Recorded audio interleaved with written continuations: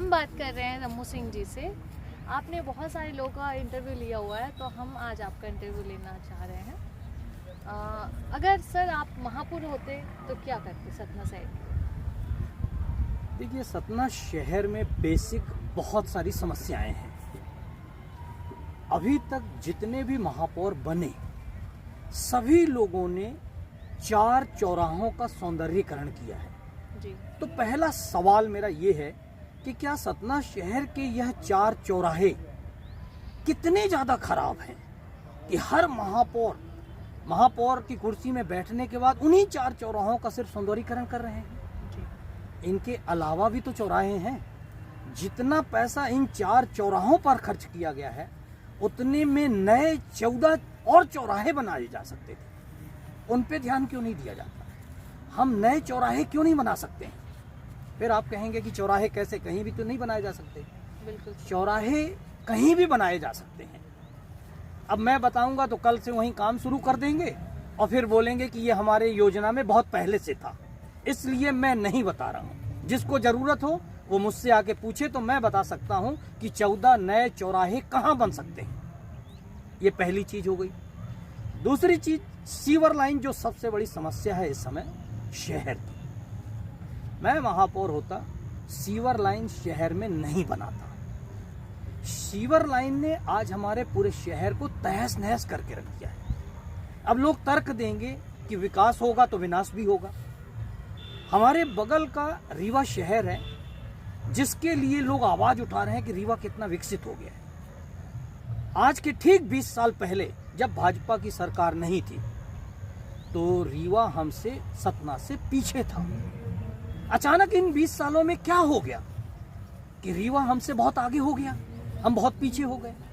लेकिन हम एक चैलेंज और दे रहे हैं विकास करने वालों को कि हम 20 साल रीवा से पीछे नहीं हुए हैं, हम रीवा से 40 साल पीछे चले गए, क्योंकि यह सीवर लाइन ने 20 साल हमको पीछे और धकेल दिया है।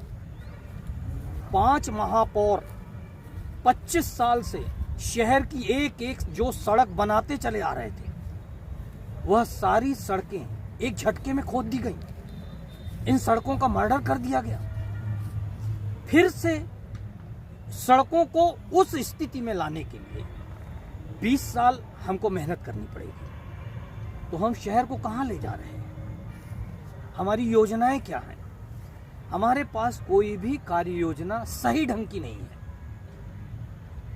हम किसके आधार पे चल रहे हैं यही मेरी समझ में नहीं आ रहा। अभी तक जो महापौर कुर्सी पर बैठे हैं उन्हें कुर्सी का इतना ज्यादा प्राउड, इतना ज्यादा घमंड उनके अंदर आ गया कि वो जनता को जनता ही नहीं समझते। यह मेरा खुला आरोप है। हालांकि यह मेरा आरोप नहीं है, डॉक्टर BL यादव जी आज इस दुनिया में नहीं है, लेकिन उन्होंने इस बात को एक्सेप्ट किया था मुझसे। उन्होंने बोला था कि रम्मू, वह कुर्सी ऐसी है कि जब उस कुर्सी में बैठ जाओ तो आदमी कुछ सोच ही नहीं पाता। 4 लोग ऐसे लोग घेर लेते हैं आके जो दिखाते हैं कि साहब वहां सब हरा हरा है, तो उतनी समय कुर्सी में बैठने के बाद हमको सब कुछ हरा हरा ही दिखता है। हम समस्याएं लोगों की, जनता की, शहर की देख ही नहीं पाते, हम समझ ही नहीं पाते कि हमें क्या करना चाहिए। यह बेसिक गलती है, लेकिन कोई सुनने को भी तैयार तो नहीं है। होना यह चाहिए उस कुर्सी में बैठने के बाद, जैसे मैं बोल रहा हूं कि 14 नए चौराहे बनाए जा सकते थे, खूबसूरत चौराहे क्रिएट किए जा सकते थे, तो कोई हमसे तो पूछे। हमारे जैसे सैकड़ों लोग, हजारों लोग हैं जिनके दिमाग में बहुत सारे कॉन्सेप्ट हैं। ऐसे लोगों को बुला के उनसे समझना चाहिए। एक यहाँ नगर निगम कमिश्नर आए थे, अमनवीर सिंह, बहुत अच्छे IAS थे। उनसे मैंने कहा कि फुट ओवर ब्रिज 4 सतना में बनने चाहिए। लोगों को रोड क्रॉस करने में बहुत दिक्कत होती है, खासकर 3 लोगों को, बच्चे, बूढ़े और महिलाओं को। उन्होंने इसको मंजूरी भी दे दी। लेकिन बाद में मैंने जब देखा एक फुट ओवर ब्रिज बना डिग्री कॉलेज के पास गहरा नाला में, तो आप सिर्फ पैसा खर्च करने के लिए फुट ओवर ब्रिज बनाए हैं। दिल्ली में, हरियाणा में, पंजाब में बहुत सारे फुट ओवर ब्रिज बने हैं। सिर्फ वो लोहे का एक जालीदार वो नीचे से क्रिएट करते हैं, ऊपर एक रोड होती है। मैंने बताया था कि रेलवे स्टेशन सतना में ऐसा है, उसे देखा जा सकता है। लेकिन करोड़ों रुपए का बनाने का कोई महत्व नहीं था, कोई औचित्य नहीं था। आज भी जरूरत अब 4 नहीं 10 फुट ओवर ब्रिज की है।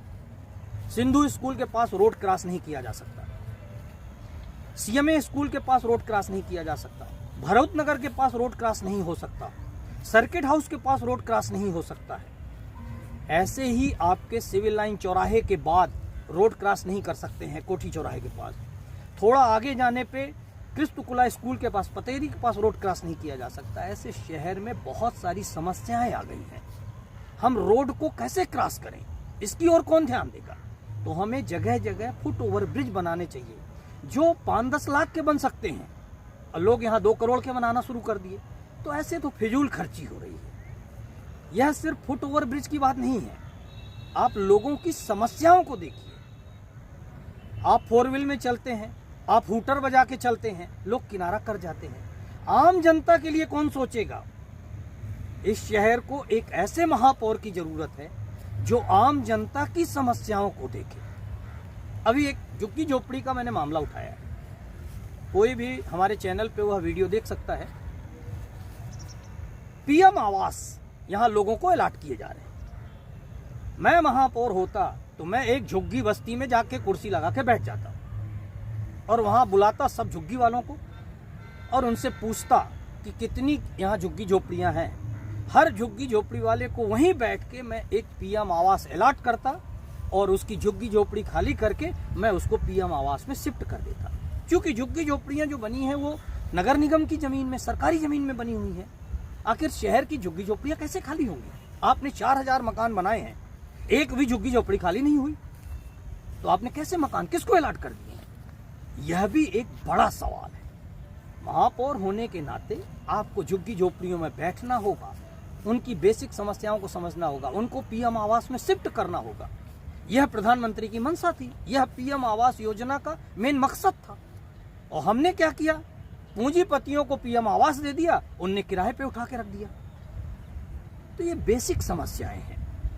महापौर का यह दायित्व होता है कि 5 साल के लिए जनता ने हमको चुना है, तो हम जनता को धुने नहीं, हम उनको सुविधाएं दें। तो अगर मैं महापौर होता तो कोशिश करता कि जनता को ज्यादा से ज्यादा सुविधाएं दूं। मैं 3 एनीकेट बनाता। एक एनीकेट से अगर हमारे शहर की पानी की समस्या, सुबह शाम हम अगर पानी दे पाते हैं, अगर 3 एनीकेट बन जाने के बाद हम शहर को पानी पानी कर देते, शहर में पीने के पानी की कोई समस्या नहीं रहने देते। तो आप बेसिक समस्याएं देखिए, आवागमन की सुविधाएं देखिए। आज मुझे लगता है कि जितनी संख्या ऑटो की सतना में हो गई है, अराजक हो गया है यातायात। इनके लिए क्या सुविधा है? जो अभी हमारा एक पुराना बस स्टैंड है, वहां जो ऑटो स्टैंड है, उस ऑटो स्टैंड में मार्केट बना दिया गया नगर निगम ने। और मार्केट बना के हमने दुकानें अलॉट कर दी। हम जो मार्केट बना रहे हैं, हम जो मॉल बना रहे हैं, वह हम 5 मंजिला 10 मंजिला क्यों नहीं बनाते? हम पूरी जमीन क्यों खाए जा रहे हैं? प्लानिंग की कमी के कारण। हमारी प्लानिंग नहीं है। तो आप प्लानिंग को समझिए, आप एक जगह बैठ के इत्मीनान से प्लानिंग बनाइए। बाकी जो आपके इर्द गिर्द हैं वो तो आपको हरा हरा दिखाएंगे और सूखी घास आपको 5 साल बाद दिखेगी कुर्सी से उतरने के बाद। फिर पछतावे के अलावा तो कुछ रह नहीं जाता। तो बाद में पछताने से आपको क्या मिलेगा? अभी आपको जनता ने मौका दिया है, तो अभी आप जनता के विषय में सोचिए ना। बाद में सोचेंगे तो क्या करेंगे? इसीलिए जो भी आज तक महापौर सतना में बना, कुर्सी से उतरने के बाद जनता ने उनकी बिल्कुल भी नहीं सुना, उसको किसी पद लायक नहीं चुना, वो वहीं के वहीं रह गए। क्योंकि 5 साल कुर्सी में बैठने के बाद आप जनता को जनता ही नहीं समझते।